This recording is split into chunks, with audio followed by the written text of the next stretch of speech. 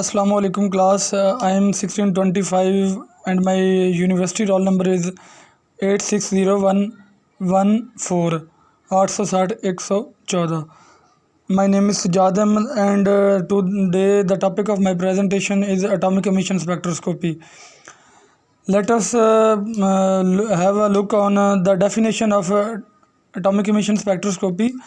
Emission of light of its own characteristic wavelength by alkali and alkaline earth metals when passed through the flame, and the correlation of its emission intensity with the concentration of the element is called atomic emission spectroscopy.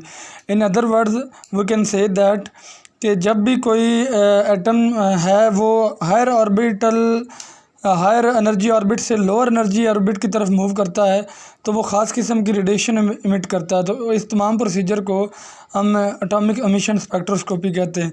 और ये technique जो है हमारे concentration of alkali and alkaline earth metals को bye gravimetric analysis के लिए उनकी जो कंसंट्रेशन होती है उनको फाइंड करने के लिए इस्तेमाल की जाती है। तो नेक्स्ट इसका प्रोसीजर देखते हैं हम।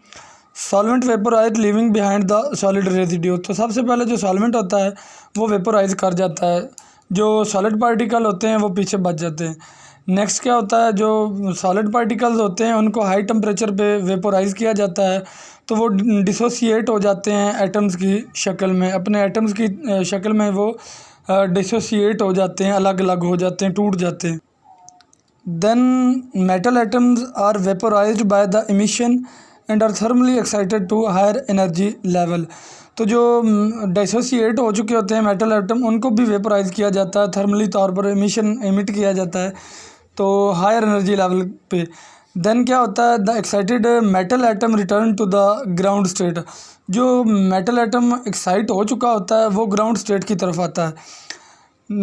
It's excited by emitting light of its on characteristic wavelength. तो जब वो ग्राउंड स्टेट की तरफ आता है तो वो एक अपने ख़ास किस्म की जो है वो रेडिएशन इमिट करता है। उसकी एग्जांपल है sodium 589 nanometre and lithium 670 nanometre.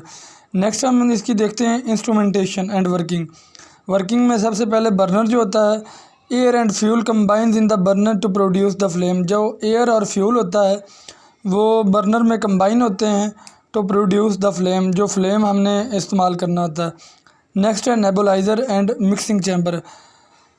Converts the liquid sample to mist and sprays the fine particles into the flame using the compressed jet of gases.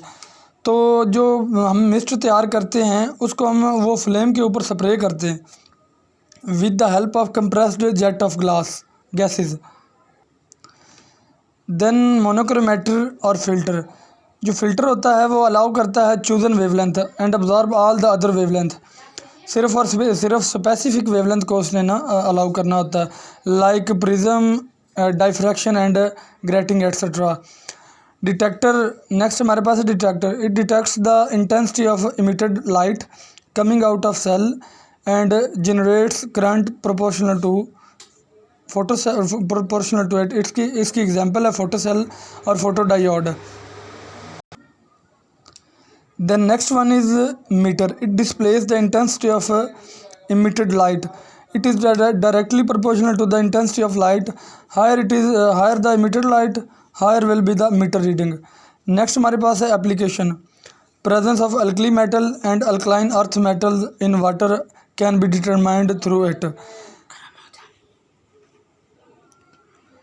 Next one can determine the presence of sodium and potassium in glass melt. In other words हम ये कह सकते हैं कि जो sodium और potassium होता है ना उनकी जो प्रेजेंस होती है उसको डिटरमाइन करने के लिए जो ग्लास मेल्टिंग फॉर्म में होता है ना, जब मोल्टन फॉर्म में होता है या मेल्ट फॉर्म में होता है ग्लास, तो उसमें हम इसकी प्रेजेंस मालूम कर सकते हैं। The next one is the presence of certain metals in cement sample. जो सीमेंट के सैंपल होते हैं उसमें मेटल को हम डिटरमाइन कर सकते हैं। And the next one is presence of sodium, calcium and potassium in blood, serum, urine samples, etc. And the last one is analysis of exchangeable cations in soils। तो जो कैटाइंस होते हैं ज़मीन में उनके एक्सचेंजेबल को, उनके तजिया को भी हम फाइंड कर सकते हैं। That's all.